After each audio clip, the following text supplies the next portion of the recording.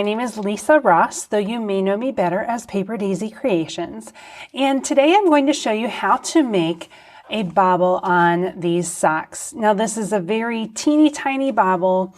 It just adds a little bit of extra texture to this lace pattern by putting this little one row bobble right here at the top of your castle lace. And it's a really great bobble to use in socks because you don't have a lot of extra fabric. It's just a little bit of texture, which makes for a really nice pattern. And you don't have anything extra on the instep when you wear shoes. Okay, so here I have my castle lace. I am ready to work the next row, which includes the bobbles. It's actually one of the final rows that I'll work on this castle lace before I finish off the sock. And let me go ahead and point out the difference between a blocked sock and an unblocked sock. Now you don't have to use a sock blocker like what I used right here, but I do feel like it helps to give the sock some shape. If you're going to be photographing it or doing anything fancy, but really just getting your sock wet, squeezing out the extra water and laying it flat to dry will really open up that lace and make it perfect for your feet. Now to work this tutorial, I put my sock onto a long circular, working it magic loop style.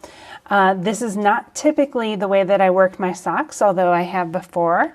My preference is using a 9-inch circular, so that is how I work the whole instep and leg of the sock. I use other needles for the toe and heel, but for the purposes of this video, I'm going to show you on here.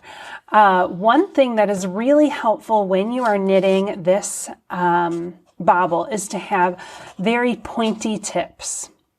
It's going to help you for lifting up the strands that you're going to need to do. All right, I'm going to go ahead and begin my row by working over to that bobble. So it's going to be a purl 1, knit 2, purl 3. Now remember, you follow your pattern because it may be different for your size. And I am right here at the top of that castle lace. You can see that line of central double decreases going right up here. And this is the stitch that I'm going to use to work the bobble.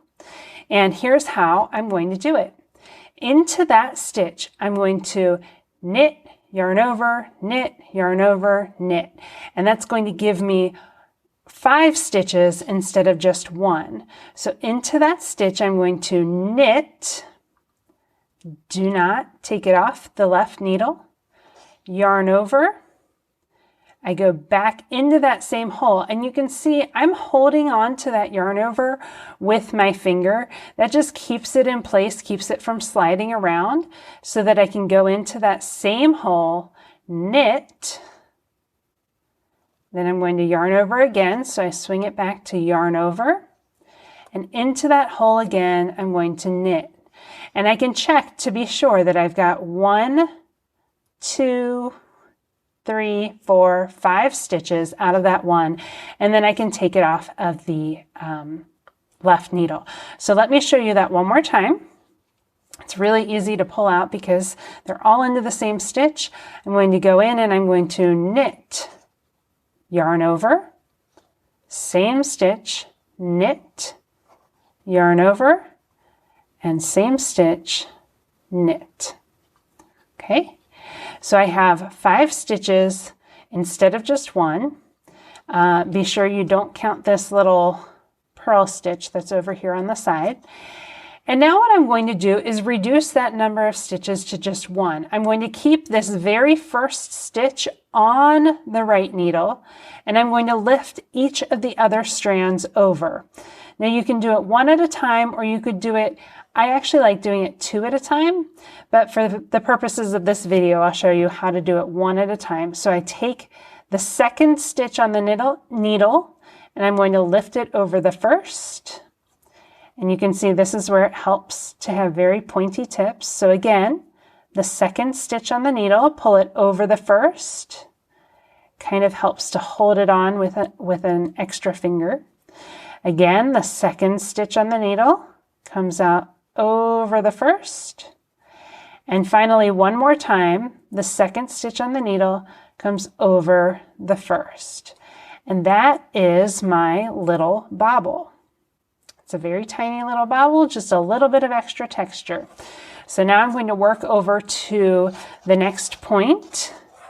So I do a purl 3, oops, knit 3. Again, follow your pattern for your size, as the patterning may be slightly different.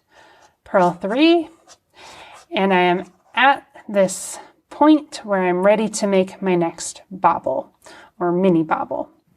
So into that stitch, I'm going to knit, yarn over, knit, yarn over, knit, all into that one stitch. Take it off the left needle, and now I'm going to pull these stitches one at a time over the first stitch on the needle. So off comes 1, 2, and sometimes you have to sort of wiggle your needle to get it in there. 3 and 4. 4 stitches come off. I'm left with 1 stitch on the needle and this nice little bobble. Okay, let me work over to the next one. 1, 2, 3.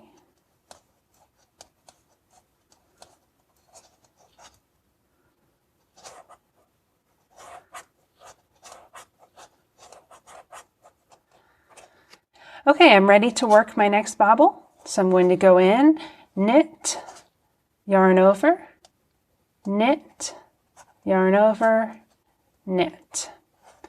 I'm ready to pull those stitches off. So again, kind of wiggle your needle tip into there, pull over 1,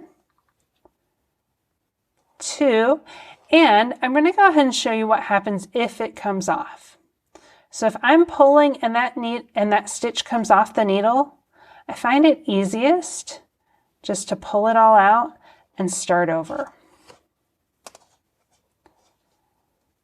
Knit, yarn over, knit, yarn over, knit. Pull these stitches one at a time, or in this case, I'll go ahead and show you 2 at a time since I've shown you the other way. I find that it doesn't really make a difference in how the bobble looks if you pull it 1 at a time or 2 at a time, and it goes faster if you pull 2 at a time. And there's my little mini bobble. I'll finish off this round and finish off my sock. You can find this pattern and all of my patterns on Ravelry or on paperdaisycreations.com. And as always, I wish you a very happy knitting.